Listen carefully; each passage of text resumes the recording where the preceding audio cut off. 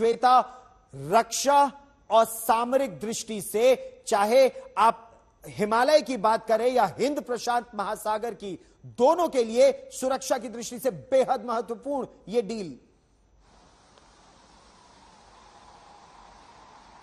बेहद महत्वपूर्ण ये डील और दुनिया को एक संदेश भी ये डील। केवल जो चीज हम बात कर रहे थे गौरव की, केवल ये कोशिश नहीं हो रही है कि एक डील, एक समझौता, एक बेचने के लिए उपकरणों को, हथियारों को एक समझौता किया जाए, बल्कि वो विश्वास की ये एक ऐसा देश है जो सही के लिए लड़ाई लड़ रहा है।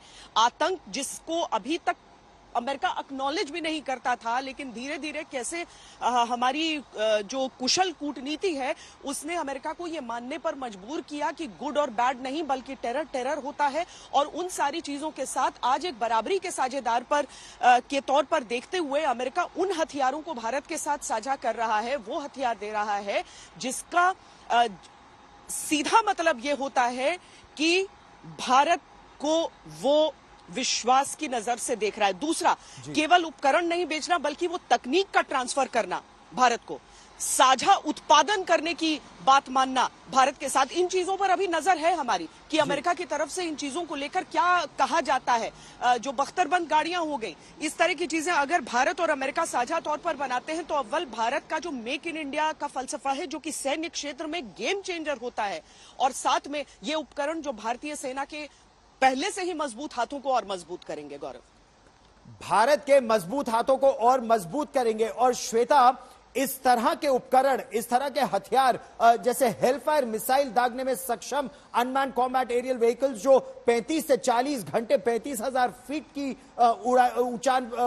उड़ान भर सकते हैं, श्वेता, ये न केवल भारत की सुरक्षा के लिए महत्वपूर्ण है बल्कि अमेरिका की सुरक्षा के लिए और हिंद प्रशांत महासागर में प्रजातंत्र की सुरक्षा के लिए बेहद महत्वपूर्ण गेम चेंजर साबित होंगे ये ड्रोन्स।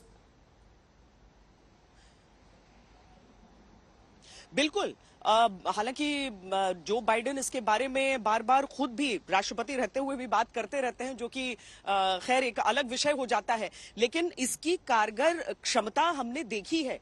चीन से जिस तरह की चुनौतियां, भले एंथनी ब्लिंकन पहुंच जाते हैं चीन, लेकिन दूसरे ही दिन उन्हें तानाशाह कह दिया जाता है अमेरिका द्वारा शी जिनपिंग को। तो सीधे तौर पर अगर हम देखें तो इस पूरे क्षेत्र में कौन चीन को असली चुनौती देगा, किस तरीके से चीन को उसकी हद में, विस्तारवादी चीन को उसकी हद में रखा जाएगा, ये सारी चीजें अगर देखनी है तो भारत ही एक ऐसा देश है जो ये कुव्वत रखता है, जो ये क्षमता रखता है। और ये जो हथियार आज अमेरिका दे रहा है वो किसी उस देश की नहीं जो इस्तेमाल कर आपकी जमीन का या आपकी सेना का इस्तेमाल करना चाहता है, बल्कि उसे मालूम है आप खुद में सक्षम है।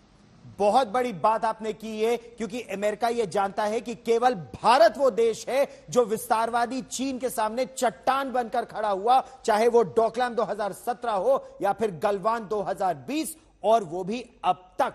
दो तस्वीरें हम इस समय आपको दिखाने वाले हैं। एक तस्वीर है सन 2016 की। प्रधानमंत्री नरेंद्र मोदी ने पहली बार अमेरिका की संसद को, यूएस कांग्रेस को उस समय संबोधित किया था। अब आज प्रधानमंत्री नरेंद्र मोदी एक इतिहास रचने जा रहे हैं। भारत के पहले प्रधानमंत्री होंगे जो दूसरी बार अमेरिका की संसद को संबोधित करेंगे। और यह क्या दर्शाता है? यह दर्शाता है कि अमेरिका भारत को न केवल सुनना चाहता है, यह जानना चाहता है कि भारत का वर्ल्ड व्यू क्या है, भारत क्या सोचता है कि दुनिया को आगे किस तरह बढ़ना चाहिए, दो ताकतवर प्रजातंत्र किस तरह से विश्व को आगे लेकर जाएंगे। बल्कि अमेरिका में बायपार्टिजन सपोर्ट, यानी चाहे डेमोक्रेट्स हो या रिपब्लिकन्स हो, सभी भारत के पक्ष में खड़े हैं।